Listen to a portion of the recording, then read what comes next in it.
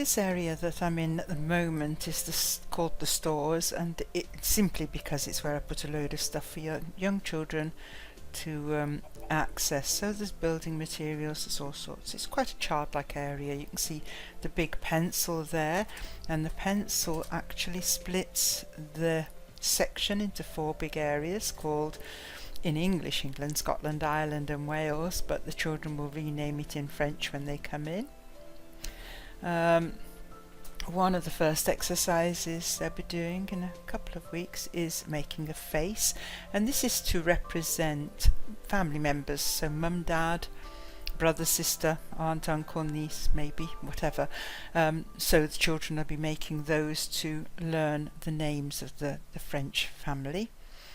There are numbers here because they've been practicing numbers and days of the week. They'll be learning months of the year. This section in front of me is colours, so there's all the different colours in French for them to be able to see and learn the colours as they want them. Okay, so in French obviously. So a child's area for our little young French children, young children learning French, and there's Lundy over there, word written. So they're doing all sorts of different activities here. Once they're finished here, we'll be going to mazes.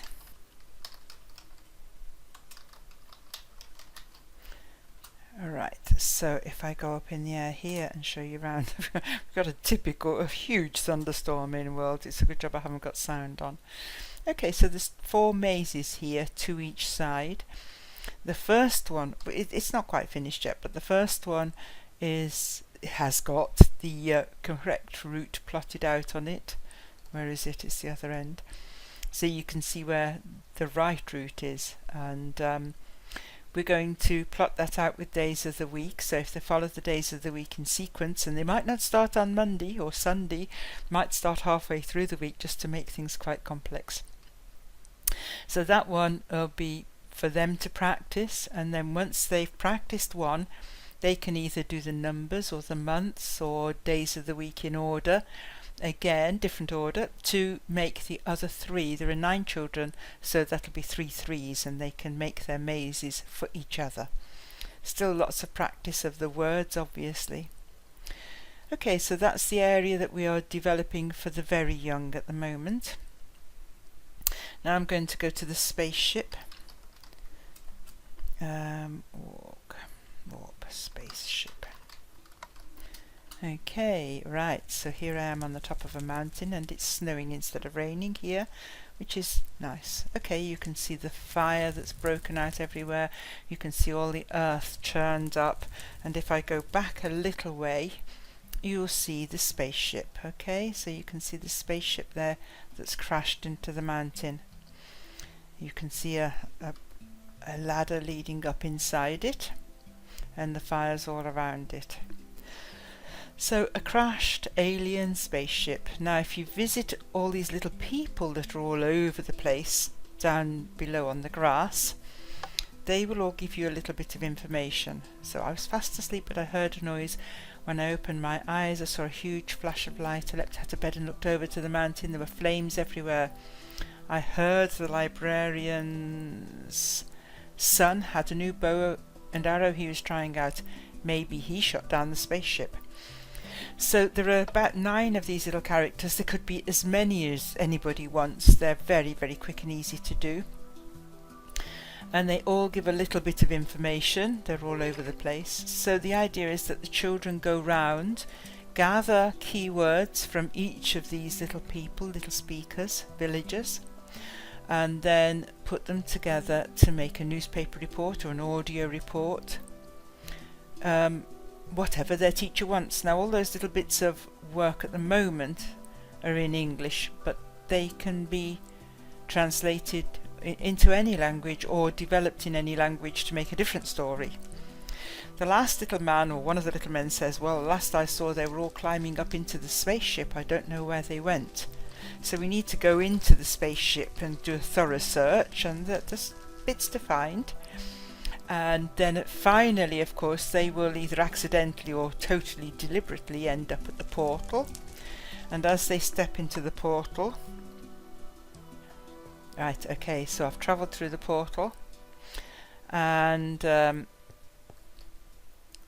we're on a glass platform with a shuttle there, a shuttle that should take us out to the mothership. If I go onto the shuttle, we don't know what's in that.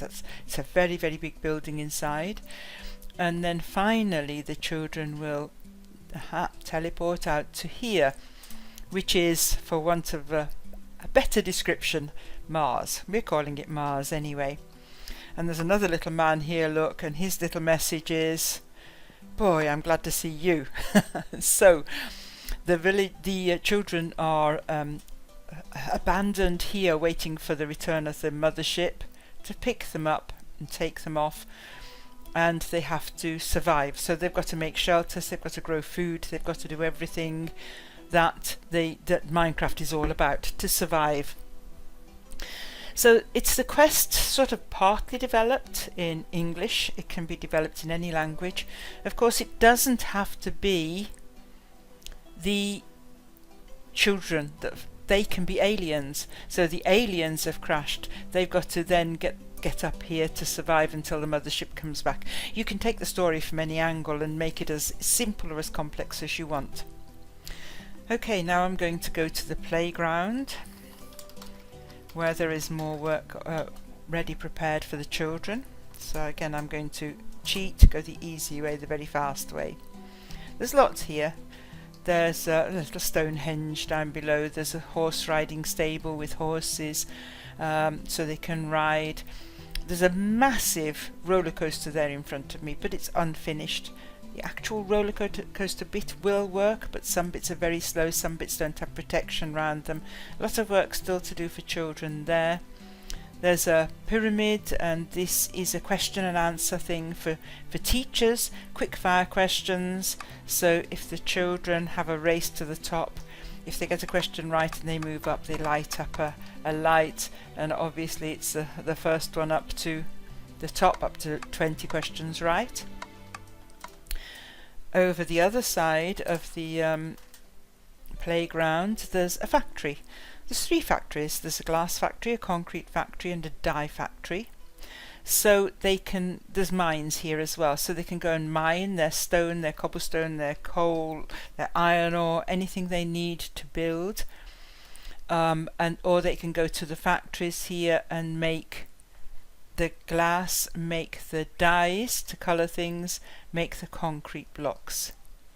There's not wool here, but teleport to the wool station. So a click on the button. I'll go there in a second. Over here, look, there's just another child type thing. You can see it's the colours of the rainbow coloured on the outside with the colours, and on the inside it's got the months of the year. Just quick practice things with little gifts to be found if children explore. Okay, so I'll go to the wool station, and here I am, and there's loads of different coloured wools here for children to help themselves. There's also shears in the boxes, and there are, I wish it was light, lots of pretty coloured sheep. I'm going to make it light so as you can see better. Okay, pretty coloured sheep everywhere. So whatever colour wool they want, they can either take some from the box, or they can shear the sheep, they can feed the sheep, they can breed the sheep, they can do anything that they want to do really. At the top of this house there is yet another maze. There are lots of mazes around, just a great way to have a bit of fun. And then you can see there's a railway leading off to the jungle gym, and the jungle gym is over there. I'm going to fly to it rather than taking the railway, but you can see the railway goes all the way into the jungle gym. Jungle gym is just a place where you could build a quest. There's a parrot house where you can see parrots. There's fireworks where you can let off fireworks. There's high diving boards where you dive into the water. There's some surprise diving boards that you don't even know are diving boards that'll spring you into the water. There's mines underground. There's all sorts here, mostly hidden, mostly for exploration. You can see there's building space. Somebody's built a giant cow over there. More or less every time I come in I find some new bits built in different places. So that's the jungle gym. Now I'm going to warp to a place I'm calling Spawn. And here we are. Now this is a starting point for children, so the arrows, red, green and blue, correspond with the direction when they're actually moving. So everything's driven by north, south, east or west, and you can help learn the direction of the arrows there.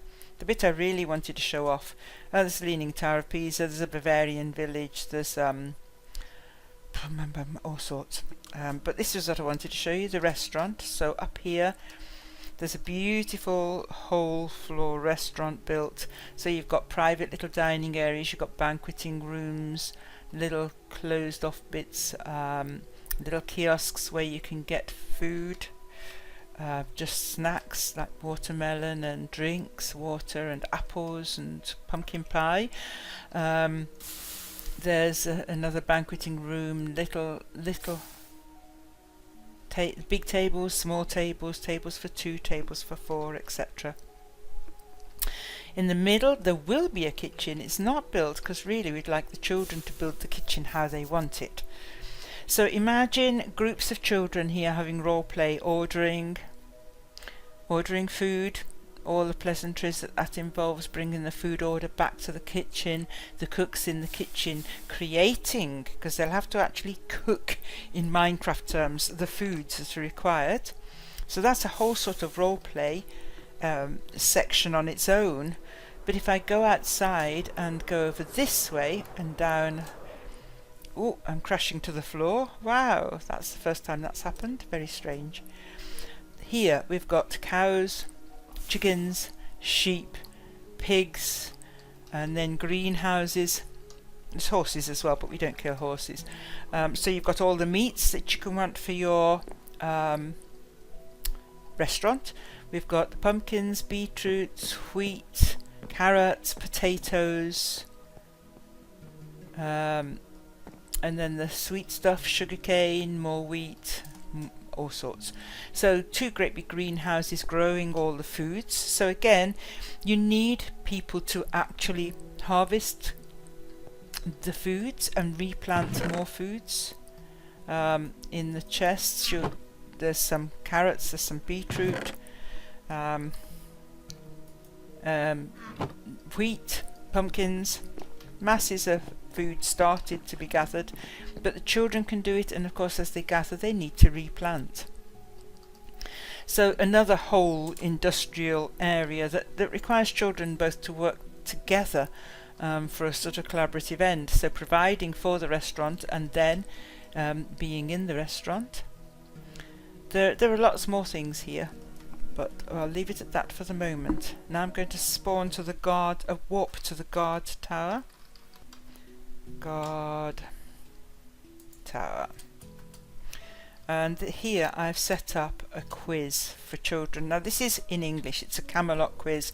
It's not seriously for language learning, it's to show you that a quiz is possible.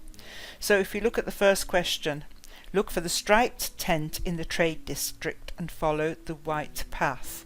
Question 2, look for the woodman's house in the explorer district. So I'm going to go outside and I'm going to cheat. I'm not going the children's route, where they actually have to go down the steps and look. Well, it doesn't really matter how the children get there, but I'm flying anyway. The children might not be able to. So the striped tent, and I'm going to follow the white path. And here we have got the question on this one. So, what shape was King Arthur's legendary table? Now if I choose the right answer, circular. Oh, I'm hitting the sign instead of the button. It was usual for kings to have a rectangular table. The king would sit at the head with the most important men higher up, etc. But the significance of the round table is that everybody was equal. So a nice bit of information about it. If I get the question wrong, I'm going to end up in lava, in the bottom of a well, underwater. I'm not quite sure what's going to happen to me. No, I'm underwater. Okay, so I've got to find my way out. I've just flown, so I'm up and out of the water. Okay, so a quiz that's very easily accessible all in around the Camelot Castle. Now I'll show you the castle from a distance because it is a massive, massive creation, and you could have loads of quests and adventures here. So right out in the distance, look, there are villages because that's where the peasants live. There's a beautiful noble house where the nobles, there's only one, where the nobles might live, but you could have children build more. And then there's the actual castle itself, which is quite a substantial building. If I actually walk to the round table, you'll see, right, I'm in the castle. I'm actually at the round table here, so it's quite elaborate. Beautiful, beautiful ancient type of castle.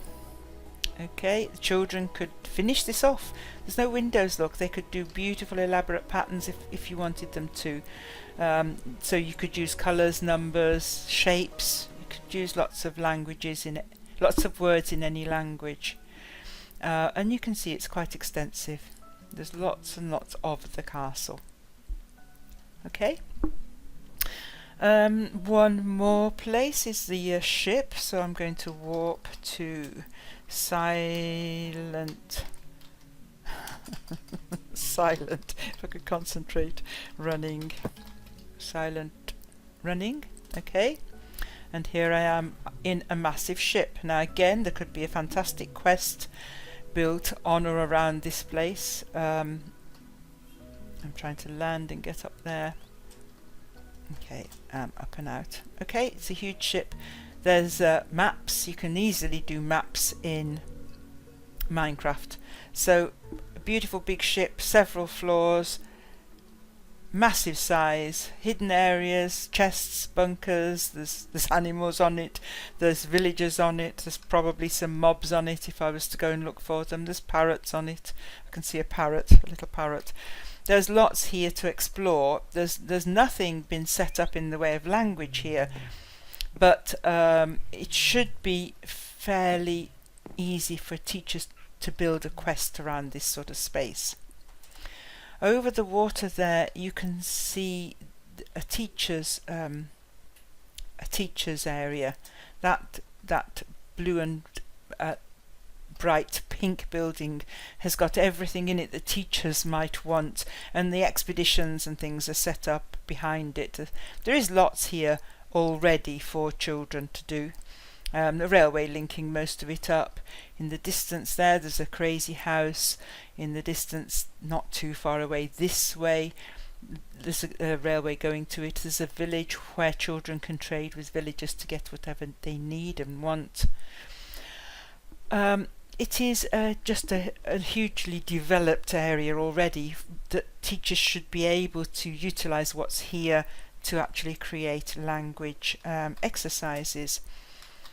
Last one I'm going to take you to in this session is Atlantis. So we're at Atlantis now, and this the building with the red one side and green the other side is actually a north, south, east, west building.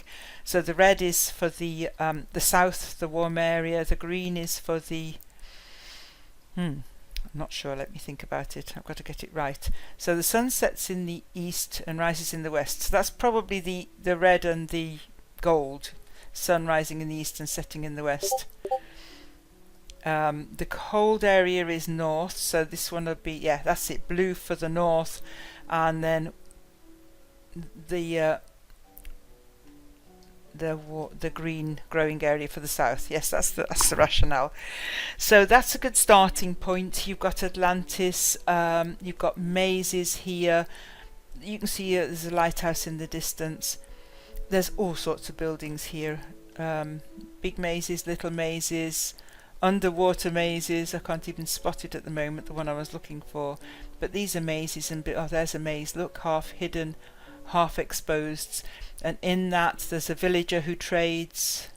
Another maze there, underground. Look, half hidden, half exposed. Lots of things to play with, to learn about. Lots of exercises for trading with villagers, trading with each other, building things, all the resources that you could want for building. Lots of places to visit so you can set up go to XYZ and find XY. You can leave clues all over the place, and you can give them coordinates, or you can give them warps into an area and let them search. Lots and lots of different ways of setting up exercises. Okay, so that's a 20-minute long video, so I'm going to stop it at that. It's a very, very long video, but I just wanted to give everybody an idea of what is already here that we've been working on since March. Thanks for listening. Bye for now.